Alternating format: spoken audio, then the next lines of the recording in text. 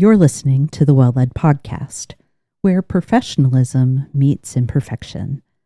I'm your host, Kate Johnson. Each month, alongside longer conversations and my own reflections, I make space for other voices, short contributions from multiple leaders, practitioners, and thinkers. I believe hearing a range of perspectives deepens how we understand what good leadership really looks like. This month, we're exploring authenticity. In this episode, you'll hear first from Kim Rohr, an earlier guest this year, with her thoughts following our conversation on how feedback provides support. Then, Jasmine Moseley Beal shares her unique perspective on authenticity through the lens of her multi-layered experience as a Black woman. Kim and Jasmine both help us understand what authenticity looks like in practice, where it gets complicated, and why it matters. You'll hear each voice one at a time, different experiences, different perspectives, one shared focus.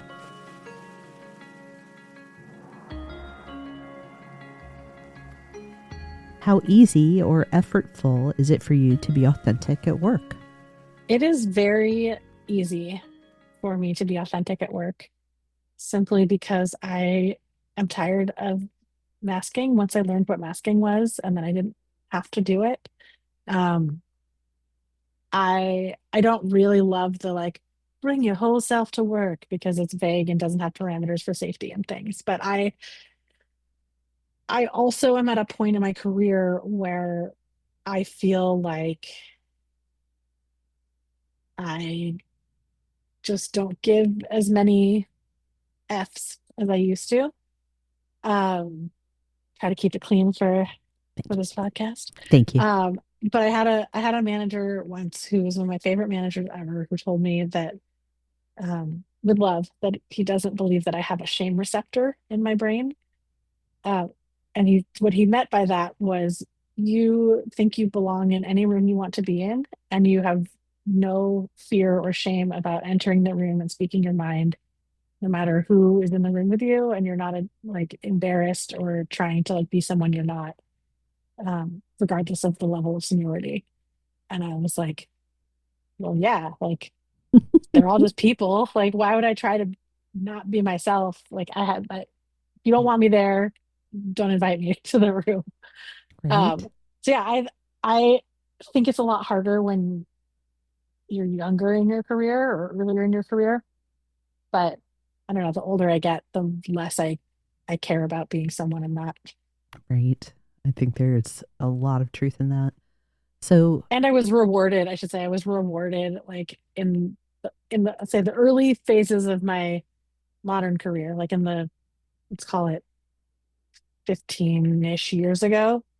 I was rewarded for being my authentic self. I was working with a CEO who genuinely wanted me and wanted mhm, my thoughts and my opinions and my work.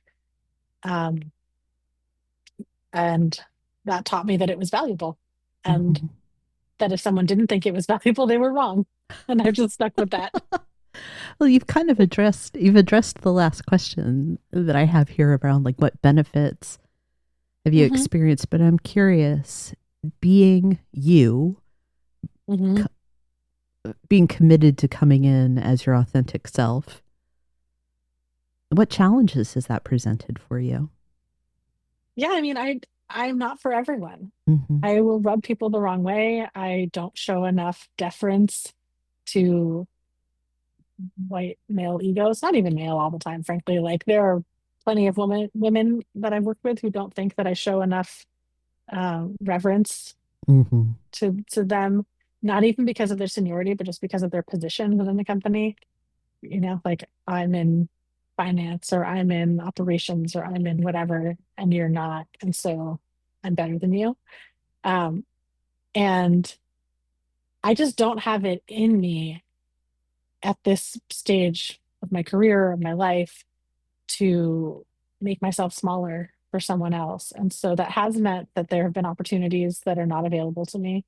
That has meant friction and tension. When you talk about like what challenges has this presented, like even things as minor as like it's harder for me to to build consensus or to create allyship within an organization if someone wants me to be someone I'm not.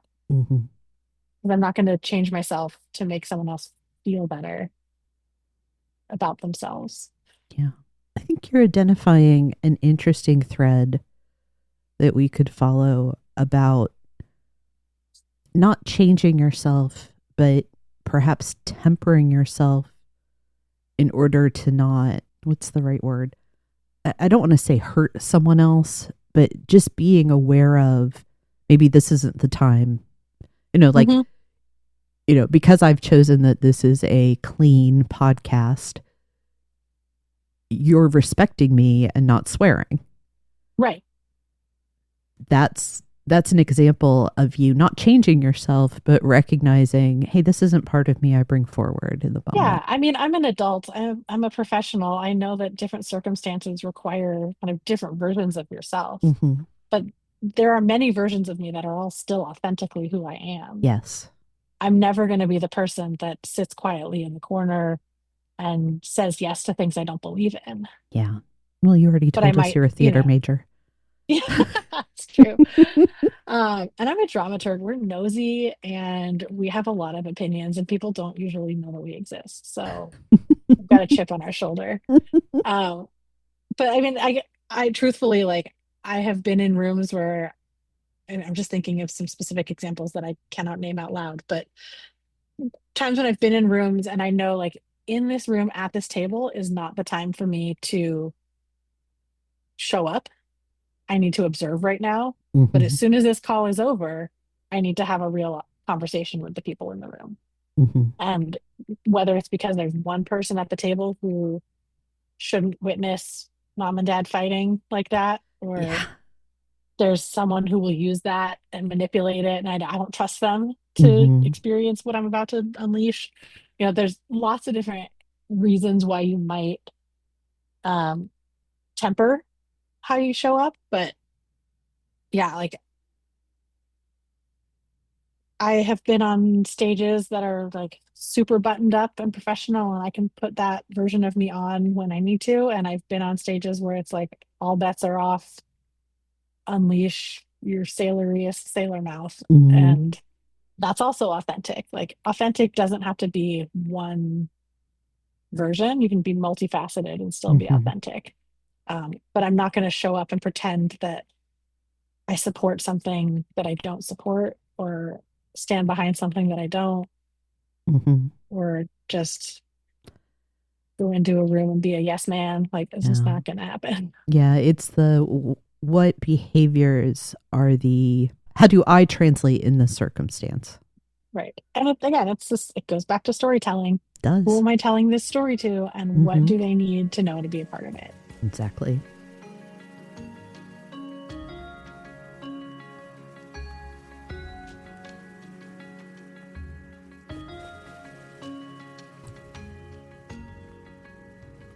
This is Jasmine Moseley Beal for the Well Led Podcast. For me, being authentic at work had so many layers, and it was not easy at all. And we think about our authentic selves at work and how we present ourselves. There's so many layers because for me, it's one, the layer of being a black woman, a dark skinned black woman in predominantly white corporate spaces, and already having that stigma on you and being placed in a box of where you're only support, even when you're in situations where you're leading. Also, being a very feminine leader. So, if you have seen me, I'm all about the high heels, the big hair, the skirts, and all of the things. And that's another layer I think about. Also, being a multi hyphenated talent throughout my career has presented challenges. It's not easy at all when you're worried that the internal culture and systems within a workplace are already not built for you. When you present your authentic self, you're worried about even being encased into a glass like chamber. I'm not even going to say the ceilings, a whole chamber professionally, where you worry about whether you'll be promoted or even looked at in a certain way. When I think about the challenges this has presented, there's a story that comes into mind in my own career. I remember when I was in my mid-20s, I had some years into HR and in my career and started making waves blogging. I was featured in sites like Beautylish. Companies were sending products for me to review, and I even made some ad money. This was a professional achievement that I was so proud of. I was proud to be able to combine my passion of beauty, work, and lifestyle to what I do in my everyday. And I started at a new company doing HR, and I remember that first day, day one, the tension was so thick. I know, as a kid who was bullied growing up, I know when people don't like me and when things are off. I was just like, okay, maybe it's nothing. And days went on, and a woman entered my office, and she came from another department. She goes to me and says, I really want to talk to you about something. And I asked my pastor about it. I want to approach you. And I was just tilting my head like, what is happening? What's going on? Then she continued to say, people have a lot of judgments about you at this organization. And from what I know is that you have some type of blog and people have so much to say around the office. So I tilted my head again, and I'm like, well, that's public information. It's on my LinkedIn. I'm not ashamed of anything that I have written or made a video about. So what is the problem? Throughout that time, and even thinking about that day, I said, I am not going to succeed here. I'm already set up for failure because of how I'm being perceived and how that continued to go throughout this entire organization. And my time there was hell. One of the worst places I worked at in my career. And my boss and some of the members of the team were very short with me. I would have questions, and it was like one of those things where you get the answer of, oh, you should know this already.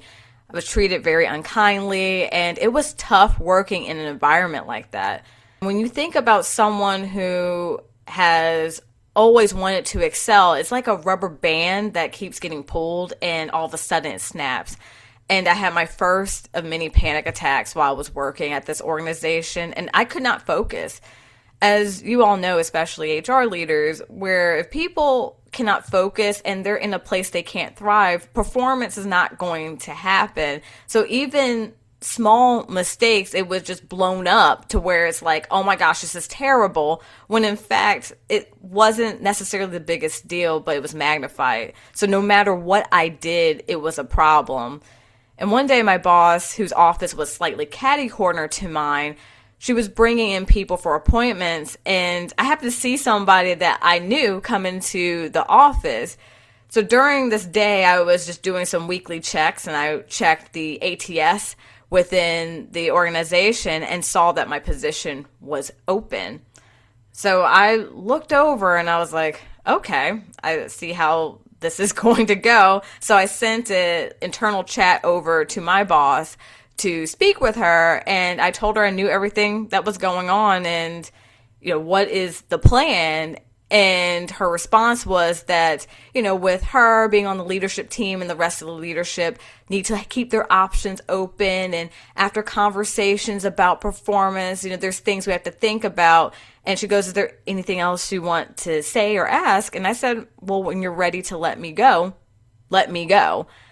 After I left that office, I slowly started cleaning up my office and packing up my things because I knew it was going to happen. And a couple weeks later, I was told that I wasn't a right fit for the organization and was ultimately terminated. So I took my little purse and just walked straight out the door, and I said, okay, bye. But there is a flip side to this. So with that experience, of course, I felt so defeated, so hurt, especially being in a place where I was publicly ridiculed and not treated very well. But when I think about the benefits of being your authentic self, is life-changing. I kid you not, years later after that experience I was at an amazing company where I was leading talent and performance. It's by far one of my favorite jobs in my career. And one day, one of the sales executives had came over to my office, and she's like, hey, how are you doing? And then she goes to say, I saw the other night that you have a blog and do some videos. And my stomach just sank because I automatically thought about the experience I had at this former company years prior. And, I said with my whole chest, yes, I do. And this executive said, it is the coolest thing I have seen. You are incredibly talented and creative, and you're really brave for putting yourself out there like that. Could I ask you a question about makeup? And we start having this whole conversation about the makeup and, my working life, and also talked about video editing. But with me showing up authentically, I had so many opportunities within my career to travel the world and collaborate on big projects. I won an award in talent and learning because I was able to use some of those skills from my blogging, but also attach it to learning development and how people learn and things that will get people motivated. And I had something that stood out and that was unique to me and untouchable. This is the lesson here. You can be at one place and people ridicule you, but you also can be at another place where people admire and celebrate you. And I think about this a lot, and it's okay to be misunderstood. Everyone is not meant to understand you, especially when they stay in their own bubble and they're afraid to branch out, so they want to take that out on someone else.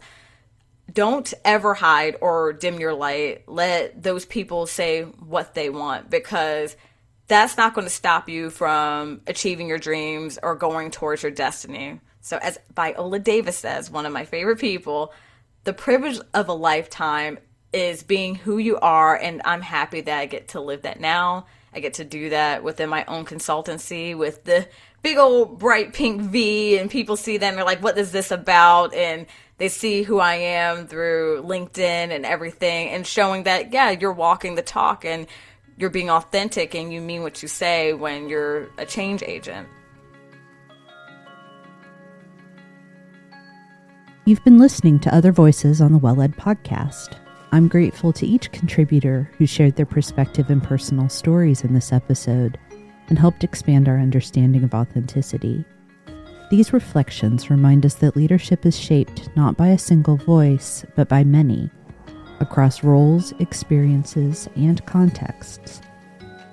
If this episode was useful, you can support the show by following or subscribing on your preferred podcast platform, or by sharing it with someone who's navigating similar questions. The latest companion toolkit is available. Check the show notes for a link to request your free copy. We'll be back next Tuesday for a deeper conversation with Melissa Norcross. For updates on future episodes and resources from 123 Limited, you can join the newsletter at any time. Thanks for listening.